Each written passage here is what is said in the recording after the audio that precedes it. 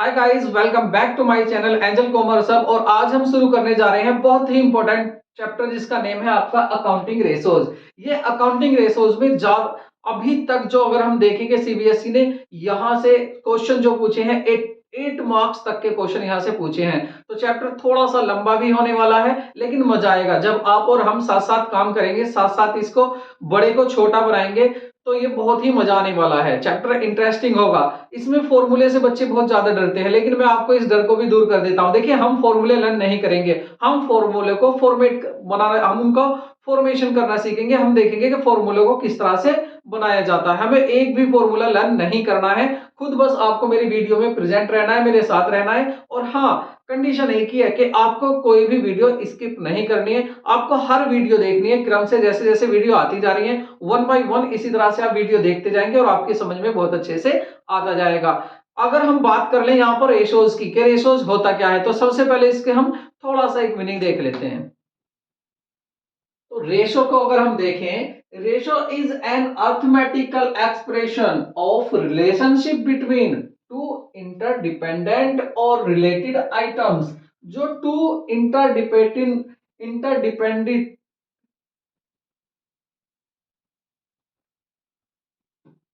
To interdependent और related items होते हैं, उनके बीच में जो रिलेशनशिप दिखाती है, ऐसी एक्सप्रेशन हमारी रेशो कहलाती है। और जब when calculated ratio when calculated on the basis of accounting information are called accounting ratio. और वही जो रिलेशन है, जो कैलकुलेशन की जाती है रेशो की, वो किसकी बेस पर? अकाउंटिंग इंफॉर्मेशन के। मींस अकाउंट की इंफॉर्मेशन ले लेते हैं हम, जब उन इंफॉर्मेशन में हम रेशो निकालते हैं तो उसको बोलते हैं आर कॉल्ड अकाउंटिंग रेशो। दोबारा सुनिए, सिंपल में समझाता हूं। देखिए, हम छोटी सी क्लास से ही सीखते आ रहे हैं कि रेशो होता क्या है। रेशो होता अगर हम किसी भी दो आइटम्स को लिख देते हैं अपने कौन सी फॉर्म में, P अपॉन Q की फॉर्म में लिख देते हैं, तो ये हमारा रेशो कहलाता है। मान लेते हैं एक राम है, एक श्याम है। राम की एज अगर बात करें 30 है और श्याम की एज हमारी जो है 25 है। अगर इसको हम इस तरह से लिख देते हैं 30/25, तो ये हमारा रेशो कहलाता है। इसको हम ऐसे भी लिख देते हैं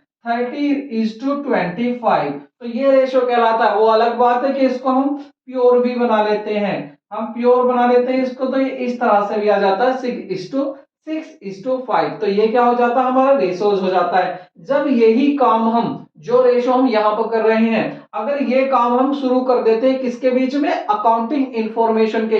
अब अकाउंटिंग इंफॉर्मेशन क्या है, बात यहां आती है। हमने फाइनेंशियल स्टेटमेंट सीखे थे।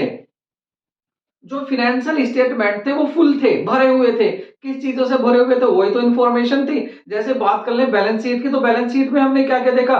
करंट एसेट देखी, करंट लायबिलिटी देखी, शेयर होल्डर फंड्स देखा। ये सब क्या थी? ये इंफॉर्मेशन ही तो थी। अगर हम इनके बीच में बताते हैं कि हमारा रेशो करंट एसेट है और करंट लायबिलिटी भी है, तो करंट एसेट और करंट लायबिलिटी यदि इन दोनों को इस फॉर्म में लिख देते हैं, तो ये हमारा बन जाता है अकाउंटिंग रेशोज। करंट एसेट और अपॉन करंट लायबिलिटी, ये बन जाता है हमारा करंट रेशो। तो करंट रेशो बन जाता है। अगर हम ले लेते हैं क्विक एसेट को और उसके नीचे लिख देते हैं हम अपनी करंट लायबिलिटी, इन दोनों में रिलेशनशिप देख रहे हैं। कैसे रिलेशनशिप देख रहे हैं? हम अगर देख रहे हैं कि हमारी जो यहां पर अगर बात करें, करंट एसेट है हमारी, करंट लायबिलिटी है हमारी। करंट एसेट हमारी 2 लाख है, करंट एसेट कितनी है हमारी? 2 लाख, और हमारी करंट लायबिलिटी है 1 लाख। अगर हम इसमें देखें, इनमें रेशो निकालें, तो ये क्या आ जाता है? इसको कट करके देखते हैं, 2:1 आ जाता है। तो ये कहलाता है हमारा अकाउंटिंग रेशो। आज हम इसी रेशो की बात करने वाले हैं। यहां पर काफी फॉर्मूले होने वाले हैं, लेकिन मैं आपसे दोबारा कह रहा हूं, आपको फॉर्मूले लर्न नहीं करने हैं, मैं ऐसे ही आपको फॉर्मूले लर्न करा दूंगा। बस मेरे साथ आप बने रहिए। अब बात आते हैं, ये जो हमने लिखा, देखिए यहां मैंने इस टू लिख दिया है, यहां जो है मैंने अपोन में भी लिखा है आपका। तो बात ये आती है कि ये जो फॉर्मूले, ये जो हमारे रेशोज होते हैं, अकाउंटिंग रेशोज, इनको रिप्रेजेंट कैसे कैसे करते हैं, मींस इनको किस किस तरह से, इनकी यूनिट क्या होगी, हम कैसे बताएंगे। तो ये हमारी क्या क्या फॉर्म में हो सकते हैं, पहले इनको देख लेते हैं। तो accounting ratios can be expressed by any of the following manner. कौन कौन से मैनर में एक्सप्रेस कर सकते हैं आप, किसमें बता सकते हैं आप रेशो को? ये आपके 4 टाइप्स हैं, इसमें आप बता सकते हैं। फर्स्ट आपका pure ratio, second percentage, time and friction. ये 4 टाइप से आपके रेशो हैं। कहने का मीन्स ये है कि जो भी हमारे रेशोज हैं, इस बार रेशो और भी इंक्रीज कर दिए, सीबीएसई ने और भी इंक्रीज रेशो को किया है, और भी रेशो दिए हैं, तो वो भी हम आगे डिस्कस करेंगे। तो यहां पर वो सभी आंसर जो आएंगे हमारे, या तो हमारा प्योर फ्रैक्शन में होगा, परसेंटेज में होगा, टाइम्स में होगा, या हमारा प्योर फ्रैक्शन में होने वाला है। फ्रैक्शन में भी हमारा हो सकता है, प्योर रेशो भी हो सकता है, फ्रैक्शन भी हो सकता है, परसेंटेज भी हो सकता है, और आपका टाइम्स भी हो सकता है। आपको चारों तरह से आंसर मिल सकते हैं, किसी का कैसे किसी का कैसे। अब बात कर लेते हैं पहला प्योर रेशो। देखें अभी प्योर रेशो कैसे होगा। जैसे अभी मैं बात कर रहा था, थोड़ी देर पहले मैं आपसे कह रहा था कि मेरी जो करंट एसेट है, अगर मैं करंट एसेट का रेशो करंट लायबिलिटी से करता हूं, और मैंने यहां पर देखा कि ये मेरी 2 लाख थी, और मेरी जो थी आपकी करंट लायबिलिटी वो मेरी 1 लाख थी। अगर मैं इनमें रेशो निकालूं तो ये ऐसे भी निकाल सकता हूं मैं, ये हो जाएगा मेरा 0 से ये 0 कट हो गया, तो रेशो क्या आ रहा है मेरा 2:1। तो ये जो रेशो कहलाता है, ये आपका गाइस कहलाता है प्योर रेशो। तो हम इस तरह से भी इसको बता सकते हैं, ये क्या हो जाएगा हमारा प्योर रेशो, ऐसे भी बता सकते हैं। और दूसरा क्या हो सकता है, अब दूसरा देख लेते हैं। ये रेशो आगे बात करेंगे कौन सा रेशो है, हम करंट अपॉन करंट लायबिलिटी, ये हमारा होता है करंट रेशो। अभी मैं आपको रेशो नहीं सिखा रहा, अभी तो मुझे आपको फॉर्मूले बनाने भी सिखाने हैं। अभी तो मैं केवल ये बता रहा हूं कि जो आपका आंसर आएगा वो कैसे कैसे आ सकता है। प्योर रेशो भी हो सकता है, दूसरा आपका परसेंटेज भी हो सकता है। परसेंटेज कैसे होगा, मान लेते हैं अगर मेरा प्रॉफिट, ग्रॉस प्रॉफिट है मेरा, ग्रॉस प्रॉफिट और नेट सेल, अगर मैं इन दोनों के बीच में रेशो निकालता हूं इनटू 100, आप 100 से ही समझ गए होंगे कि जिसमें 100 की मल्टीप्लाई कर देते हैं वो तो परसेंटेज में आता है। अगर थोड़ी देर के लिए मैं मान लूं कि मेरा 2 लाख आ रहा है यहाँ पर ग्रॉस प्रॉफिट, और जो मेरी नेट सेल है, नेट सेल है मेरी कितनी, मैं कर लेता हूं यहाँ पर 10 लाख, तो 10 लाख हो जाएगी मेरी ये। तो उसके बाद 100 की मल्टीप्लाई कर लेते हैं, तो गाइस ये रेशो कितना आने वाला, देखिए 2 से इसको करेंगे 5 आ जाएगा डिवाइड, और 5 से इसको डिवाइड करेंगे तो ये आ जाएगा 20। तो 20 क्या है परसेंट, तो रेशो आपको 20% भी हो सकता है। और कैसे हो सकता है आपका रेशो, रेशो टाइम्स में भी हो सकता है। टाइम्स में कैसे हो सकता है, 2 टाइम्स, 3 टाइम्स, 4 टाइम्स, इस तरह से भी। मींस टाइम्स का मतलब है गुने से, 2 गुना, 3 गुना, 4 गुना। मींस करंट एसेट जो है मेरी करंट लायबिलिटी से 2 गुनी है, ऐसे भी कह सकते हैं। ये आपका टाइम्स हो गया। फ्रिक्शन कैसा हो सकता है, फ्रैक्शन प्योर फ्रैक्शन हो सकता है, अगर इसको आप लिख दे 2/1, तो ये फ्रैक्शन हो सकता है प्योर। तो गाइज ये हो गए हमारे के आंसर जो होंगे हमारे किस तरह से आ सकते हैं। मैं आपसे फिर कह रहा हूं फॉर्मूले मैं बनाने सिखाऊंगा, बिल्कुल भी डोंट वरी, मैं आपके साथ हूं। धीरे धीरे सारे फॉर्मूले हम कर लेंगे। अब आगे देखते हैं, अब हम देख लेते हैं कि देखिए ये तो हो गए हमारे के रेशो, जो आंसर आते हैं, जो रेशो होते हैं, किस तरह से उसको एक्सप्रेस करते हैं, किस तरह से एक्सप्लेन करते हैं, किस तरह से बताते हैं। अब देख लेते हैं रेशो जो होंगे कितनी तरह के होंगे। देखिए इसकी हम 4 कैटेगरी बना लेते हैं। 4 कैटेगरी कौन कौन सी है, पहले इनको देख लेते हैं। लिखिए मेरे साथ, नोट करते चलिए, साथ साथ ही नोट्स बनाते चलिए। तो गाइस अब हमें जो देखना है, अब हमें देखना है रेशो एनालिसिस। अब रेशो एनालिसिस कौन कौन से रेशोज हो सकते हैं, देखिए यहां पर हम 4 टाइप के रेशोज देखेंगे। फर्स्ट रेशो हमारा लिक्विडिटी रेशो होगा, दूसरा हमारा सोल्वेंसी रेशो होगा, और फिर होगा हमारा एक्टिविटी, और इसका दूसरा नाम है टर्नओवर रेशो, और फिर होगा हमारा प्रॉफिटेबिलिटी रेशो।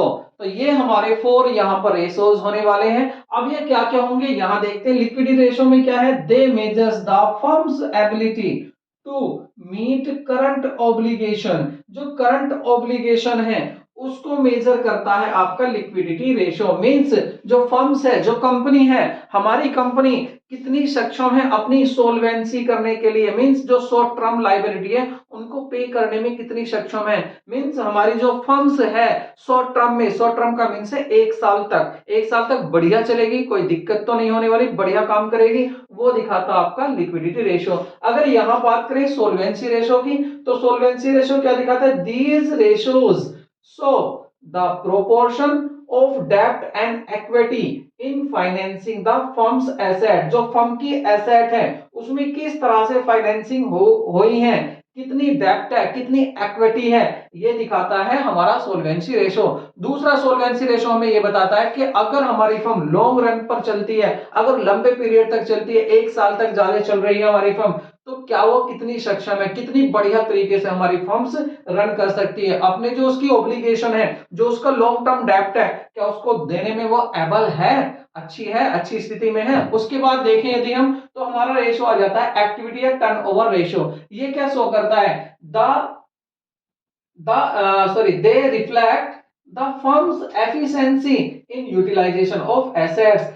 फर्म की जो जितने भी एसेट है उनका यूटिलाइजेशन किस तरह से हो रहा है, ये रेशो दिखाता है हमें यूटिलाइजेशन ऑफ एसेट, के एसेट का, जो फर्म के पास एसेट है, जो फर्म की संपत्ति है, उनका यूटिलाइजेशन अच्छे से हो रहा है या अच्छे से नहीं हो रहा, ये कौन दिखाता है हमें, एक्टिविटी टर्नओवर रेशो। और उसके बाद लास्ट में देखते हैं हम प्रॉफिटेबिलिटी रेशो।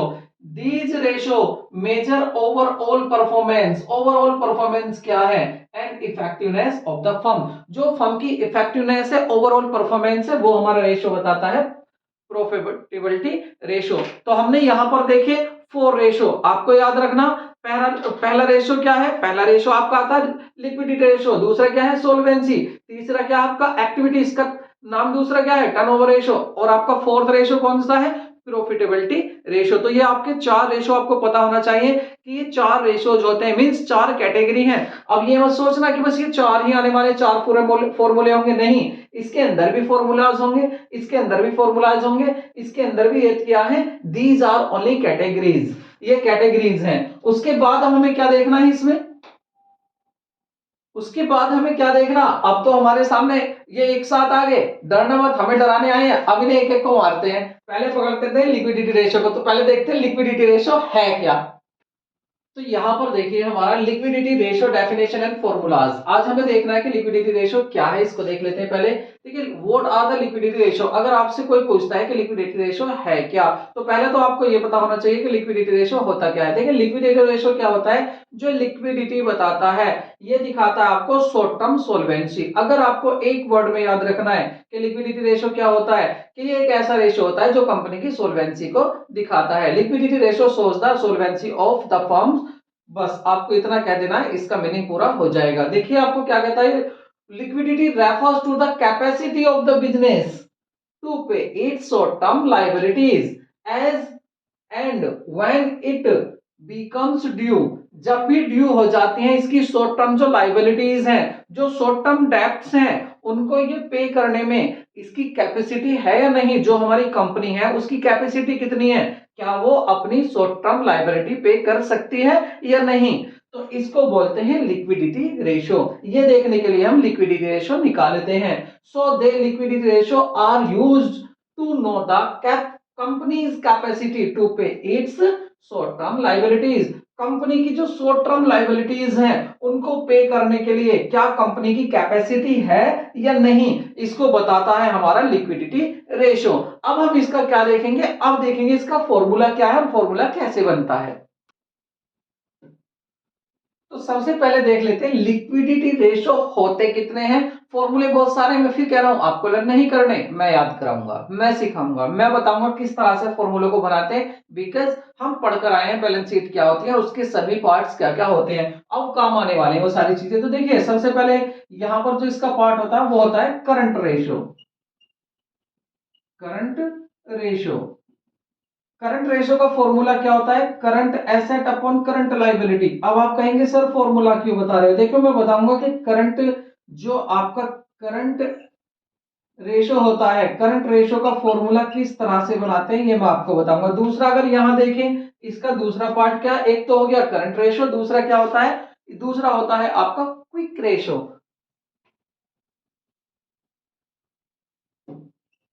तो ये होता है दूसरा क्विक रेशो, एक हो गया करंट रेशो, दूसरा होता है क्विक रेशो। ये दोनों क्या है, ये इसके टाइप है लिक्विडिटी रेशो के। दूसरा इसका नाम क्या है, इसका दूसरा नाम होता है एसिड रेशो। इसका दूसरा नाम है एसिड रेशो, और भी नाम है इसका, और क्या है, इसे लिक्विड रेशो भी बोलते हैं, लिक्विड रेशो। तो आपको ये तीनों नेम याद रखने हैं इसके, quick ratio, acid ratio, liquidity ratio, ये 3 नाम हो गए, इसके किसी भी नाम से आ सकता है। इसका फॉर्मूला क्या होता है? इसका होता है आपका quick asset upon quick current liability. Current liability यहां भी है, करंट लायबिलिटी यहां भी है, क्योंकि क्विक एसेट यहां है लेकिन यहां नहीं है। अब इन दोनों में क्या डिफरेंस होता है ये देख लेते हैं।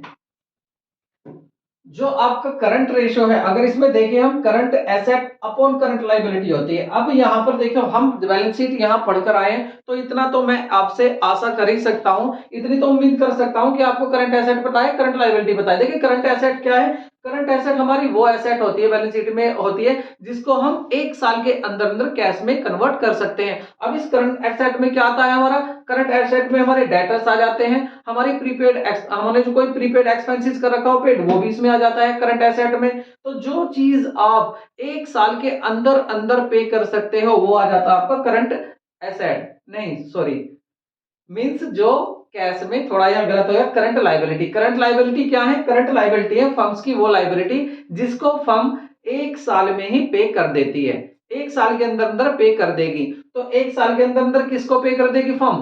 फर्म कर देगी अपने जो क्रेडिटर्स हैं उनको पेमेंट कर देगी, उनसे क्रेडिटर्स हो सकते हैं आपके, या कोई शॉर्ट टर्म लोन हो सकता है जो 1 साल से कम के लिए कंपनी ने उधार ले रखा हो, उसको भी 1 साल में वापस कर देगी, वो भी आपकी करंट लायबिलिटी आ गई।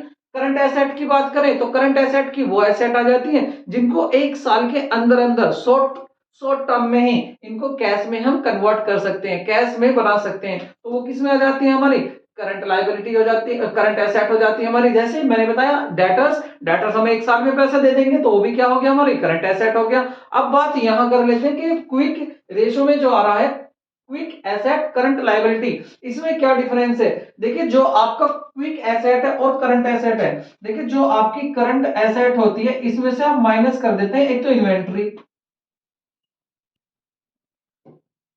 इन्वेंट्रीज, और माइनस कर देंगे आप यहां से प्रीपेड जो है आपके, प्रीपेड, यहां लिख देता हूं इनको थोड़ा सा, जो है आपके इसमें से, और माइनस क्या कर देंगे आप? Prepaid, prepaid expenses. तो यदि आप करंट एसेट में से इन्वेंट्री कम कर देते हैं, माइनस कर देते हैं प्रीपेड एक्सपेंसेस, इन दोनों को कम कर दोगे तो ये आपकी आ जाती है क्विक एसेट। तो अगर आपके पास, अब आप देखिए, इधर करंट एसेट है, इधर क्विक एसेट है, इन दोनों में डिफरेंस क्या है? यहां पर इन्वेंट्री और प्रीपेड एक्सपेंसेस है बट यहां पर नहीं है। तो अगर आपको करंट एसेट देता है, आप इन्वेंट्री और प्रीपेड एक्सपेंसेस को माइनस कर देना, आपकी जो है क्विक एसेट आ जाएगी। तो आपको ये फॉर्मूला याद रखना। दूसरा, यहां पर एक फॉर्मूला बहुत ज्यादा जरूरी आता है जो आपको लर्न करना है, वो होता है आपका वर्किंग कैपिटल। वर्किंग कैपिटल होता, अगर आप करंट एसेट में से माइनस कर दोगे करंट लायबिलिटी, तो ये आपका वर्किंग कैपिटल आ जाता है, और ये फॉर्मूला बहुत ज्यादा यूज होने वाला है। देखिए 1 मार्क्स के भी क्वेश्चन जो आपसे पूछे जाते हैं उसमें भी इनको पूछ लेता है कि वर्किंग कैपिटल का फॉर्मूला क्या है? Current asset minus current liability. उसके बाद क्या है, यहां पर अगर देखें तो इसको जो आइडियल रेशो माना जाता है वो 2:1 माना जाता है। मींस कहने का यह है कि जो एसेट है वो लायबिलिटी से, करंट लायबिलिटी से करंट एसेट डबल होती है, तो उसको आइडियल अच्छा माना जाता। ये मत सोचना कि यहाँ 5 हो गया कि 5 गुनी एसेट है हमारे पास, लायबिलिटी 1 गुनी है तो अच्छा होगा, वो भी अच्छा नहीं माना जाता। अच्छा क्या माना जाता?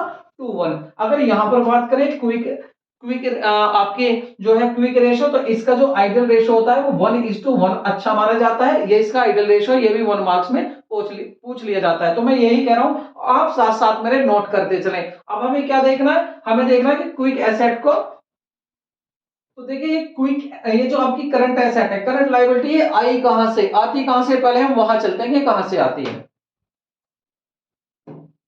ये होती है आपकी बैलेंस शीट। अगर मैं थोड़ी देर के लिए मान लेता हूं यही मेरी बैलेंस शीट है, अब आप कहेंगे सर कभी आप हॉरिजॉन्टल लेते हैं कभी आप वर्टिकल लेते हैं। समझाने के लिए थोड़ा सा हम देख रहे हैं, हम बैलेंस शीट नहीं सीख रहे, हम फॉर्मूला बनाना सीख रहे हैं। तो देखिए इधर जो आती है यहां पर हमारी लायबिलिटी होती है, और इधर क्या होती है? हमारी एसेट्स होती है इस साइड में। और इसमें होता क्या है, देखिए जो हमारी टोटल एसेट होती है वो हमारी टोटल लायबिलिटी के इक्वल होती है, ये आपको पता है। मींस जो यहाँ का टोटल होगा वही यहाँ का टोटल होता है, बैलेंस शीट में दोनों इक्वल होती है। अब आप बताइए ये क्या है? हमारी टोटल, ये हमारी टोटल लायबिलिटी, ये किसके बराबर होगी? टोटल एसेट के बराबर होने वाली है हमारी टोटल एसेट। अब आप एक बात बताइए, ये जो आपकी लायबिलिटी होती है इसमें क्या क्या बनता है? देखिए इसमें यहाँ पर होती है आपकी शेयर होल्डर फंड, इसमें आपकी इक्विटी एंड लायबिलिटी होता है, इक्विटी एंड लायबिलिटी, या कह सकते हैं लायबिलिटी होता है। और लायबिलिटी में भी क्या होता है, शेयर होल्डर आपका फंड हो जाता है, यहाँ नॉन करंट लायबिलिटी हो जाती है और यहाँ पर करंट लायबिलिटी हो जाती है। अब आप एक बात बताइए, यदि आपको टोटल लायबिलिटी 1,00,000 रुपीज दे देता है क्वेश्चन में, और फिर कहता है कि आपकी जो नॉन करंट लायबिलिटी है वो आपकी 80,000 ये है और यहाँ पर आपकी 10,000 ये है, तो क्या आप नहीं बता सकते कि करंट लायबिलिटी कितनी होगी? आसानी से बता सकते हैं। देखिए पूरी कितनी है ये टोटल लायबिलिटी, 1,00,000 में से आप नॉन करंट माइनस कर देंगे आपकी 80 और माइनस कर देंगे शेयर होल्डर फंड, तो क्या आ जाएगा, करंट लायबिलिटी आ जाएगा। तो यहां से हमारा फॉर्मूला क्या बन गया, यदि हम टोटल लायबिलिटी में से माइनस कर देते हैं अपना शेयर होल्डर फंड माइनस कर देते हैं और साथ ही साथ नॉन करंट लायबिलिटी माइनस कर देते हैं, तो हमारा क्या आ जाएगा, करंट लायबिलिटी। तो एक फॉर्मूला हमारा यहां पर तैयार हो जाता है कि करंट लायबिलिटी क्या होता है, total liability minus share holder fund minus non current liability. अगर इससे भी नहीं आता, देखिए दूसरी चीज और देखिए, एक फॉर्मूला क्या बन सकता है, जो हमारी यहां पर टोटल लायबिलिटी दी है वही हमारी इधर हो जाएंगी, यही हमारी टोटल एसेट होती है। अब यहाँ पर ये एसेट जो होती है इसमें क्या होता, नॉन करंट एसेट होती है आपकी, और जो होता है आपका करंट एसेट होती है। अब आपको यदि फॉर्मूले में करंट एसेट नहीं दिया हुआ, आपको यहाँ पर कुछ नहीं दिया हुआ इसके बारे में, और आपको फॉर्मूला भी यूज करना है, तो आप देखिए आपको ये तो दिया हुआ है क्वेश्चन में, क्या है मैं आपको बता देता हूँ, क्वेश्चन में दिया हुआ है टोटल लायबिलिटी आपकी 1,00,000 है, तो आप क्या करेंगे, टोटल लायबिलिटी आपको दे दिया, इसके साथ साथ आपको क्या देगा, वो टोटल लायबिलिटी के साथ यहां दे रहा है कि नॉन करंट लायबिलिटी जो वो 15,000 है, ये भी दे दिया आपको 15,000 है। तो अब आप क्या करेंगे, आपको टोटल लायबिलिटी दे दिया, यही क्या होगा, टोटल एसेट होगा। तो आपको याद रखना है, जो आपकी टोटल एसेट होती है वो टोटल लायबिलिटी होती है, और जब ये होता है तो आपको क्या करना है, जो आपकी टोटल लायबिलिटी है उसमें से ही आप क्या कर देंगे, नॉन करंट एसेट, तो जो आपकी टोटल लायबिलिटी है उसमें से आप क्या कम कर देंगे, नॉन करंट एसेट। अगर आप टोटल लायबिलिटी में से नॉन करंट एसेट को कम कर देंगे तो क्या आ जाएगा आपका, यहाँ पर ये आ जाएगा आपका करंट एसेट। आप इस तरह से भी फॉर्मूला बना सकते हैं। तो फॉर्मूला लर्न नहीं करना, आपको केवल फॉर्मूला मेक करना है, फॉर्मूला बनाना है आपको बस। इसी से हम और भी निकालते जा सकते हैं। मैं अभी आपको ज्यादा एक साथ ज्यादा बर्डन नहीं दूंगा, आगे जाके फॉर्मूले जैसे जैसे हमें जरूरत पड़ेगी उसको हम बनाना सीखेंगे बैलेंस शीट की हेल्प से। आज शुरू करते हैं अपना पहला क्वेश्चन कि हमारा जो करंट एसेट है उसका सॉरी जो हमारी करंट रेशो है वो क्या क्वेश्चन हो सकता है। क्वेश्चन मैं आपको पूरे नहीं कराऊंगा, क्वेश्चन तो इसमें बहुत सारे हैं, 100 समथिंग है, 100 से भी ज्यादा है, लेकिन हम क्वेश्चन करेंगे बहुत कम। ऐसे क्वेश्चन करेंगे कि वो हमारे क्वेश्चन यदि आपने वो भी कर ली वो भी सफिशिएंट होंगे आपके एग्जाम को 90 प्लस 95 प्लस लाने के लिए। भी आप क्या कर सकते हैं, इन्हीं क्वेश्चन को करके जाएंगे तो भी सारे क्वेश्चन हो जाएंगे। तो पहला क्वेश्चन देखते हैं अपना। यहां पर आपको अगर फर्स्ट क्वेश्चन देखें हम, क्या दिया हुआ है, करंट एसेट्स आर 4,00,000, 4,00,000 की करंट एसेट है, इन्वेंट्रीज 2,00,000, 2,00,000 की इन्वेंट्रीज है, वर्किंग कैपिटल 2,40,000 है, वर्किंग कैपिटल है हमारी 2,40,000। उसके बाद कह रहा है कैलकुलेट करंट रेशो। अब आपसे क्या पूछा है, करंट रेशो, तो हमारा करंट रेशो क्या था, करंट रेशो था हमारा current asset upon current liability, और क्विक क्या था, quick asset upon current liability. ऐसे ही याद हो जाएंगे, बस साथ साथ मेरे बोलते रहना। क्या रेशो था, करंट रेशो आपका current asset upon current liability. अगर क्विक की बात करें, क्विक क्विक रेशो क्या था हमारा, क्विक एसेट और नीचे करंट लायबिलिटी, दोनों सेम था। यहां पर क्या दिया है, वर्किंग कैपिटल। जब आपको वर्किंग कैपिटल दिया तो वर्किंग कैपिटल का ही फॉर्मूला अप्लाई करेंगे हम, वर्किंग। अब देखते हैं इसका सॉल्यूशन, सॉल्यूशन क्या होगा। देखिए वर्किंग कैपिटल का फॉर्मूला क्या है, अगर हम देखें वर्किंग कैपिटल होता है current asset minus current liability. अब यहाँ पर देखिए वर्किंग कैपिटल गिवन है आपको कितना, 2,40,000, तो 2,40,000 लिख देंगे यहाँ पर, is equal to current asset, current asset कितनी दी है आपको, 4,00,000 आपकी करंट एसेट गिवन है, ये लिख दिया हमने 4,00,000। इसके बाद माइनस करंट लायबिलिटी, पता नहीं करंट लायबिलिटी तो चाहिए, वरना फॉर्मूला आपको क्या करना है, पहले आप इस फॉर्मूले को ही लिख लिया करो कि आपसे क्या पूछा है, क्या करना है। देखिए आपसे पूछा क्या है, यहाँ आपसे पूछा है कि आपको बताना है करंट रेशियो। तो करंट रेशियो का फॉर्मूला क्या था, current asset upon current liability. आपको अब देखिए यहाँ पर करंट एसेट गिवन है, करंट लायबिलिटी नहीं मिली, तो इसके साथ साथ यहाँ हम वर्किंग नोट कर लेंगे साइड में। तो साइड में हम कर रहे हैं, देखिए ये क्या होगा, 4,00,000 इधर माइनस हो जाएगा, तो ये क्या बच जाएगा इधर आपका 4 लाख में से जब आपके 2,40,000, अगर आपका इधर क्या बचा हुआ है 2,40,000 और इधर माइनस कर देंगे आप अपना 4 लाख, तो इधर क्या बचने वाला है माइनस करंट लायबिलिटी, तो इधर क्या बच जाएगा माइनस 1,60,000 बच जाता है आपका, वो भी किसका माइनस का, और इधर क्या है माइनस करंट लायबिलिटी, माइनस से माइनस कैंसिल हो जाएगा आपका, तो ये करंट लायबिलिटी कितनी आ गई आपकी 1,60,000। अब आपके पास करंट एसेट भी है करंट लायबिलिटी भी है, इन्वेंट्री का क्या है कुछ नहीं वैसे दिया हुआ है छोड़ो, तो यहां पर आपको क्या करना है करंट एसेट आपका कितना है करंट एसेट आपको दिया हुआ है 4 लाख, तो आप ऊपर लिखेंगे 4 लाख और नीचे लिख देंगे जो आपकी करंट लायबिलिटी है कितनी है ये 1,60,000, 1,60,000 आती है, इसको आप डिवाइड कर लेंगे 40 से आप कैंसिल कर देंगे 40 और 16 का यहाँ पर टेबल पढ़ लेंगे 16 टू जा और आपका 16.5, ये आपका आ जाएगा 16.5:1, तो रेशियो क्या आ जाता है आपका 2.1 2.5:1, तो ये आपका आंसर आ जाता है। तो यहां पर आपने देखा कितना सिंपल आपको क्वेश्चन हो सकता है। क्वेश्चन नंबर 2, अब देखिए दूसरा क्वेश्चन देखते हैं, calculate current ratio from the following information. अब देखिए क्या करेंगे हम, टोटल एसेट कितना दिया हुआ है 3,75,000, फिक्स एसेट कितनी दी हुई है 2 लाख, ये भी क्या है टेंजेबल, उसके बाद क्या शेयर होल्डर फंड दिया है 2,50,000 2.5 लाख, उसके बाद नॉन करंट लायबिलिटी दी है 1 लाख, नॉन करंट इन्वेस्टमेंट दिया है 1,25,000 सवा लाख। अब आपको क्या करना है आपको सिंपल फॉर्मूला लगाना है, पूछा क्या है आपसे, आपसे पूछ रहा है कैलकुलेट कीजिए करंट रेशो, तो आपको करंट रेशो का फॉर्मूला क्या होता है, करंट रेशो का आपका फॉर्मूला होता है current asset upon current liability. अब आप देखेंगे यहां पर करंट एसेट भी नहीं है करंट लायबिलिटी भी नहीं है, तो क्या करना है देखिए मैंने अभी आपको बताया था आप अपनी बैलेंस शीट पर पहुंच जाइए, तो बैलेंस शीट में हमें क्या देखना है, देखिए जब हमारी इधर एसेट है तो जो टोटल एसेट होती है टोटल लायबिलिटी बराबर होती है, अब आप देखिए इधर तो होती है हमारी लायबिलिटी, इधर क्या है लायबिलिटी, इधर क्या है हमारी एसेट्स है।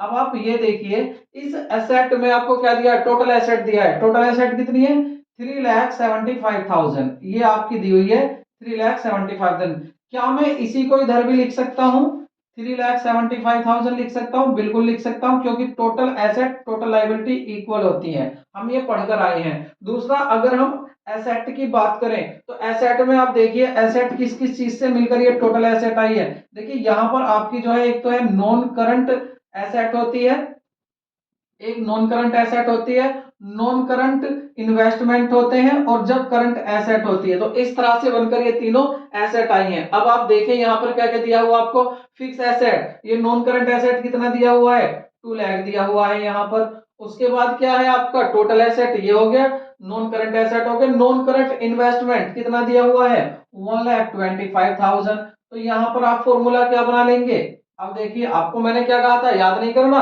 फॉर्मूला बनाना सीखना, तो अब आप देखिए टोटल एसेट, अगर आपको क्या चाहिए आपको चाहिए करंट एसेट, तो फॉर्मूला क्या बनेगा, करंट एसेट होती है आपकी total asset minus, total asset में से क्या करेंगे आप नॉन करंट एसेट और माइनस नॉन करंट इन्वेस्टमेंट, यदि आप इनको कम कर देंगे तो ये क्या बन जाएगी करंट एसेट, तो कितनी है आपकी 3,75,000 तो है आपकी क्या टोटल है टोटल एसेट, ठीक है टोटल एसेट लिख दिया हमने, उसमें से नॉन करंट एसेट कितनी है यहाँ देखिए 2 लाख हमारे नॉन करंट एसेट है, इसको माइनस कर देते हैं 2 लाख को, और दूसरा माइनस क्या है आपका नॉन करंट इन्वेस्टमेंट 1,25,000, इसको कम कर देते हैं तो कितना बचेगा, देखिए 2 और 1 350 हो गया 325, तो 3,25,000 को 3,75,000 में से कम करेंगे तो कितना आ जाएगा 50,000 आ गया, तो ये 50,000 क्या है आपका करंट एसेट, तो करंट एसेट कहां लगाना आपको फॉर्मूले में, आप यहां लिख सकते हैं करंट एसेट कितना आया है आपका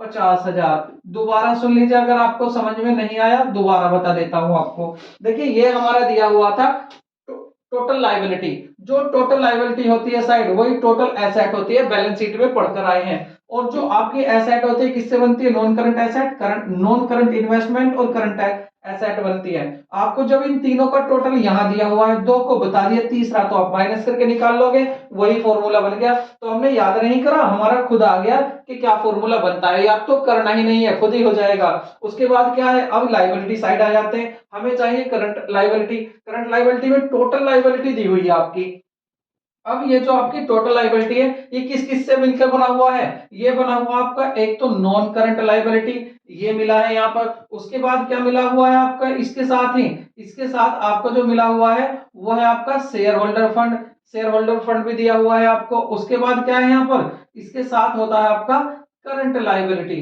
तो आप देखिए तीन चीज दोबारा लिख देता हूं इनको। पहला पर क्या था, शेयर होल्डर फंड, उसके बाद नॉन करंट लायबिलिटी, उसके बाद करंट लायबिलिटी। इन तीनों चीजों को मिलकर बना है टोटल लायबिलिटी। टोटल लायबिलिटी में देखिए आपका शेयर होल्डर फंड कितना दिया हुआ है, ये दिया हुआ आपको 2,50,000 मीन्स 2.5 लाख। उसके साथ ही आप देखेंगे non current liability, non current liability आपका 1 लाख दिया हुआ है, इसको लिख देंगे 1 लाख। अब यहां पर करंट लायबिलिटी नहीं दिया, तो इस साइड का टोटल कितना है, 3,75,000, 3,75,000। इसमें से आप 1,50,000 कम कर दीजिए तो कितना बचेगा आपका, सॉरी 2,50,000 और 3,50,000 कम कर दीजिए तो कितना बचा आपका 25,000। तो 25,000 क्या है आपकी करंट लायबिलिटी। इसका फॉर्मूला क्या बन जाएगा, मैंने क्या कहा था, याद नहीं करना, यहीं से समझना। तो इसका फॉर्मूला देख लेते हैं। इसका फॉर्मूला क्या होगा, यहां पर आपको देखना करंट लायबिलिटी देख लेते हैं हम कि करंट लायबिलिटी क्या होगी। तो करंट लायबिलिटी कैसा है, जो आपकी टोटल लायबिलिटी है उसमें से आपने माइनस कर दिया उसमें से आपने माइनस कर दिया शेयर होल्डर फंड और माइनस कर दिया उसमें से नॉन करंट लायबिलिटी। तो फॉर्मूला क्या बन गया, करंट लायबिलिटी बराबर current liability equal to total liability minus share holder fund और माइनस नॉन करंट लायबिलिटी। तो ये करंट लायबिलिटी आ गया आपका किस तरह से, 3,75,000 ये था और 2 लाख आपका शेयर होल्डर फंड था, इसको माइनस कर दिया 2 लाख को और माइनस कर दिया आपने 1 लाख का अपना नॉन करंट लायबिलिटी। तो 1 लाख आपने ये कम कर दिया, तो क्या आ गया आपका, सीधा ये आपका 25,000 आ गया। बस यही समय फॉर्मूले में पुट करना है, तो इस फॉर्मूले में पुट कर देते हैं। करंट कितना आई हमारी करंट लायबिलिटी 25,000 आ गई है। अब इसको डिवाइड कर लेते हैं, 25 से इससे करेंगे तो 2 जा जाएगा, तो ये आपका रेशो क्या आ गया 2:1। तो इस तरह से मैंने क्या कहा,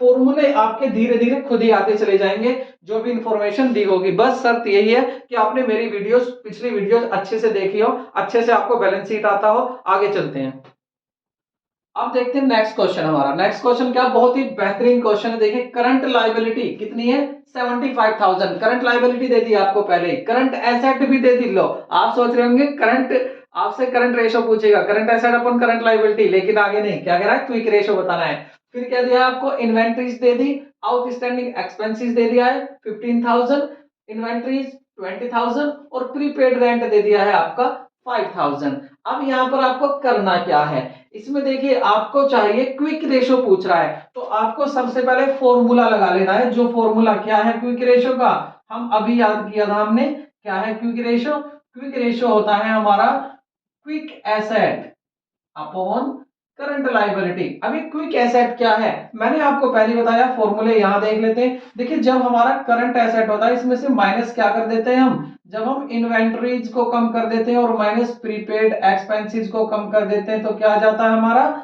हमारा आ जाता है क्विक एसेट। अब यहां वही देखना है, हमारा करंट एसेट कितना दिया है, वो रहा 1,40,000 क्या है हमारा करंट एसेट है, माइनस इन्वेंट्री कितनी दी हुई है हमारी, इन्वेंट्रीज हमारी 20,000 दी हुई है, इसको कम कर देते हैं। प्रीपेड एक्सपेंसिव जो आपने पहले ही पेड कर दिया वो क्या है, प्रीपेड रेंट दिया हुआ है कितना 5,000, तो 5,000 को कम कर देते हैं। उसके बाद आता आउटस्टैंडिंग एक्सपेंसिव, ये क्या है, ये तो लायबिलिटी है क्योंकि अभी बाहर खड़ा हुआ है, अभी आपने पेड नहीं करा, आपको वो खर्चा देना है अभी, तो ये क्या है आउटस्टैंडिंग, आउटस्टैंडिंग एक्सपेंसिव, इसको नहीं लेना, बस केवल प्रीपेड को लेना था। तो इसको कम करते हैं इसमें, तो 140 में से 20 ये कम कर दिए, 120 माइनस 5 कर दिए, 1,15,000। ये आ गया आपकी क्विक एसेट। पहुंच जाइए फॉर्मूले पे, क्योंकि क्विक आपकी जो है करंट लायबिलिटी दी हुई है फॉर्मूले में जो लिखना है।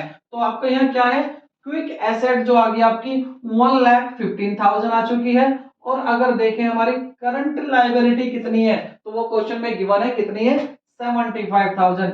जल्दी से इसको डिवाइड कर देते हैं। देखिए इसको इससे डिवाइड कर दिया, अब डिवाइड कर लेते हैं आपके, इसको 5 से डिवाइड करेंगे तो क्या आ जाएगा 15 आ जाएगा, 5 से यहाँ डिवाइड करेंगे तो 5 2 जा और 1 बचा और 5 3 जा, ये आ गया, बाकी बचा आपका 23 अपॉन 15। अब 23 को डिवाइड कर लेते हैं, 15 1 जा 15.5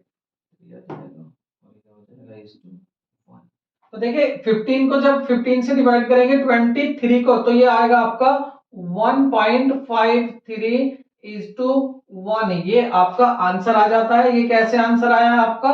देखिए आप 15 को 23 से डिवाइड कर लो या 75 से डायरेक्ट 1,15,000 को डिवाइड कर लीजिए। तो देखिए यहाँ किस तरह से देखिए फॉर्मूले आपके बनते जा रहे हैं बिना याद करे हुए, बस क्या है बैलेंस शीट की। तो इसी तरह से हमारे साथ बने रहिए और आगे जो आज तो हमने कम किए, अभी आगे इसके और क्वेश्चन करेंगे। अभी क्विक रेशो और अभी आपका जो एसिड रेशो क्विक का ही नाम है, याद रखना। और जो आपका करंट रेशो है इसके भी क्वेश्चन आगे और करेंगे, फिर और भी क्वेश्चन आगे देखेंगे। बस कंडीशन यही है कि आप हमारे साथ बने रहें। जितने भी मैंने आपको आज नोट्स कराए हैं इनको एक बार रिवाइज कर लें, रिवाइज करके कमेंट बॉक्स में लिख दें, कमेंट बॉक्स में लिख के आप भेज दें, तो मुझे लगेगा कि हाँ आज आप जो है वर्क कर रहे हैं। और हाँ, वीडियो को लाइक कीजिए अगर वीडियो पसंद आई हो और अपने दोस्तों को भी शेयर कीजिए। तो चलते हैं, नए वीडियो में मिलेंगे, जल्दी ही मिलेंगे। तो तब तक के लिए टेक केयर, बाय बाय।